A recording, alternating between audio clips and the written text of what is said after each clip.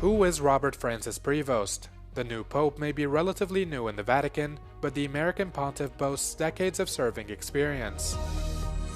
Romania's presidential candidates Nicu Șordan and George Simion participated in a 3-hour debate hosted by Euronews Romania ahead of the May 18th runoff vote. Robert Prevost has been elected as the first American pope in the 2,000-year history of the Catholic Church.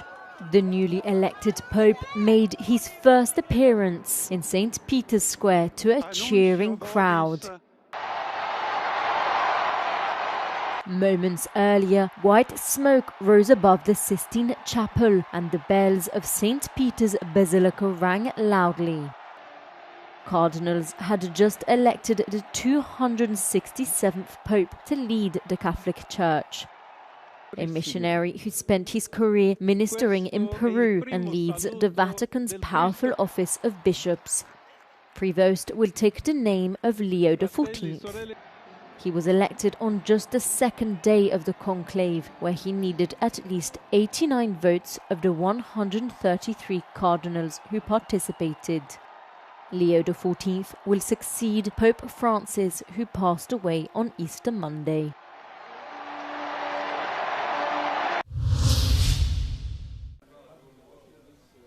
The world waited in excitement to find out the identity of the new pope after white smoke billowed above the Sistine Chapel, indicating that the conclave had reached a successful ballot. In comes the American Cardinal Robert Francis Prevost. Born in September 1955 in Chicago, Prevost, who's taken the name Leo XIV, became the first U.S.-born to become head of the Catholic Church. Prevost has extensive experience, having lived in Peru for many years, serving first as a missionary and then archbishop. In 2014, the late Pope Francis appointed him to run the Diocese of Chiclayo, where he remained in that position until 2023. Pope Leo XIV also acquired Peruvian citizenship during his residence in the Latin American country. In 2023, Francis brought Prevost to the Vatican to serve as the powerful head of the office that vets bishop nominations from around the world. He also simultaneously served as president of the Pontifical Commission for Latin America, overseeing the Catholic hierarchy in the part of the world with the most Catholics. Prevost was also twice elected general, or top leader of the Augustinian religious order, founded by St. Augustine in the 13th century.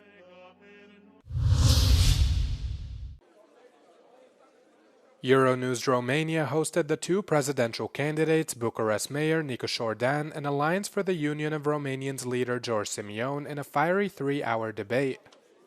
A wide range of topics were discussed, among them Russia's invasion of Ukraine, where the two candidates offer sharply differing attitudes. Federația Rusă se hrănește din haos și din menținerea de conflicte înghețate. Ucraina are nevoie de noi, nu noi avem nevoie de Ucraina, așa că Ucraina trebuie să respecte drepturile naționale și religioase ale jumătății de milion de români care trăiesc în Ucraina. Pentru sistemul Patriot donat de către Klaus Iohannis ca o trădare a intereselor națiunii române și alte cheltuieli pe care românii le-au făcut din propriul buzunar pentru Ucraina, noi trebuie să beneficiem de reciprocitate. Pentru ca Ucraina să obțină o pace justă, ea are nevoie de sprijinul țărilor occidentale, inclusiv de sprijinul României. România trebuie să participe și ea la acest efort pentru ca să aibă dreptul după aceea să spună vreau să particip cu firmele mele la reconstrucția Ucrainei. Dacă vrei pace, trebuie să fii pregătit pentru război, trebuie să te aperi, să aperi pacea aia. În Polonia, speaking on how they'd vote on further EU support for Ukraine when representing Romania at the European Council, the pair continued to court disagreement. Securitatea României și securitatea Republicii Moldova depinde în mod esențial de modul în care se va sfârși războiul din Ucraina. Îmi doresc ca războiul din Ucraina, în care Rusia este agresorul, să se termine cu o pace justă care să convină Ucrainei, pentru că altfel dăm drumul în regiune la alte tensiuni teritoriale. țara mea este România. Voi vota numai în concordanță cu interesul națiunii române și fără a prioritiza alte state. Îmi iubesc țara și cred că elevii români cred că fermierii români, cred că pensionarii români trebuie să aibă prioritate, iar poziția noastră față de războiul de agresiune al Rusiei față de Ucraina, care deja durează de 3 ani și nu merge nicăieri, este neutralitatea, nu escaladarea, nu alimentarea cu arme și alinierea perfectă la politica administrației Trump. The Euronews debate came at a crucial time ahead of the runoff vote set for the 18th of May. Hard-right frontrunner Simeon won the first round with around 40% of the votes, while Dan, running as an independent, secured just under 21%.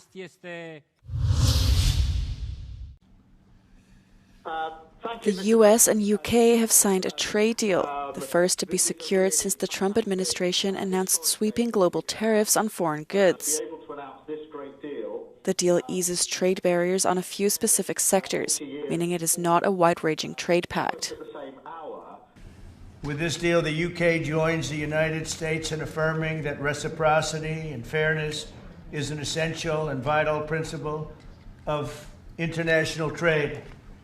The deal includes billions of dollars of increased market access for American exports, especially in agriculture, dramatically increasing access for American beef, ethanol, and virtually all of the products produced by our great farmers. UK Prime Minister Keir Starmer emphasized the strong bond between the two countries, saying it was fitting that the deal was sealed on VE Day. And as you say, Donald, the timing couldn't be more apt, because not only was it 80 years ago today that victory came for Europe after and at the end of the Second World War, but of course on that day the UK and the US stood together as the closest of allies.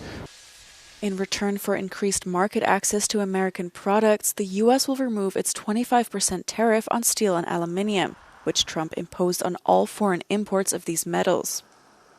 Although Trump is referring to the breakthrough as a full and comprehensive deal, experts stress that this exaggerates the scope of the agreement. Trump also conceded that there is still work to do and that the deal will be concluded in the coming weeks.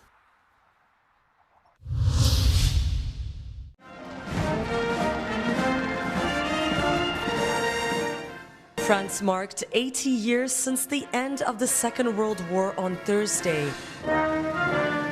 Au soir du 8 juin 1945, French President Emmanuel Macron led the commemoration of the victory in Europe when Nazi Germany surrendered in 1945.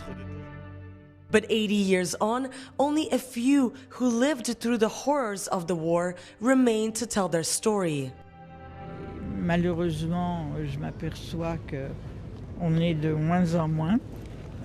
Et ça, c'est vraiment une préoccupation parce que de se retrouver bientôt seul, c'est quand même quelque chose qui me trouble beaucoup. Marciana Marcinkowski was only 9 years old when Paris was liberated after years of Nazi occupation. She fears today's younger generations have lost touch with what that moment meant. C'est même déjà oublié, car il y a une chose qui est sûre, c'est que dans les écoles, on a complètement oublié de parler de la dernière guerre et même de la première. With Russia's full-scale invasion of Ukraine raging on at Europe's doorstep, the past feels closer than ever for many of these veterans. Je suis très attaché à la paix et il faut faire tout son possible pour que les peuples ne s'entretuent pas. Je suis très attaché. J'ai vu trop de gens souffrir, des femmes, des enfants, atrocement, et ça je m'y opposerai par toutes mes forces.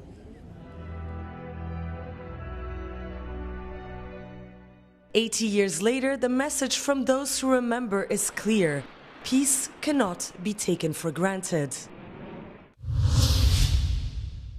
The Netherlands is toughening its stance on Israel's war in Gaza, a significant shift for a traditional loyal ally. On Wednesday, Dutch Foreign Minister Caspar Veldkamp said Israel's aid blockade violates international law, urging a review of the trade deal in place between the EU and Israel. He called his country's stance a clear signal due to the catastrophic humanitarian situation in Gaza, telling the EU's High Representative Kaja Kallas that Israel is violating their agreement. What we're doing here is giving a very clear signal,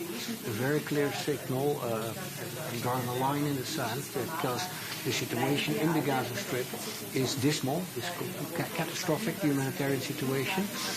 What we see is that the Israeli blockade for humanitarian aid and energy, getting energy supply to Gaza, is continuing. What we also see as a new development is the decision by the Israeli Security Cabinet of Prime Minister Netanyahu last Sunday to intensify the war effort. What I also see is statements by several Israeli ministers calling for reoccupying the Gaza Strip, total destruction of the Gaza Strip. This is not something we can bear. The Netherlands now intends to veto any extension of the trade pact, pending an EU review into Israel's compliance with its terms. Although Dutch Prime Minister Dick Schoof supported Veldkamp's tougher line, coalition partner Geert Wilders criticized Veldkamp as a weak minister. Other EU ministers who gathered in Warsaw backed the Dutch concerns, with Belgium's Maxime Prevot calling the situation an absolute shame.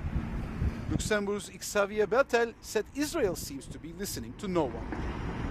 Kallas confirmed that the ministers will examine the Dutch proposal in Brussels on May 20th, adding that other possible responses to Israel's Gaza plans will also be discussed.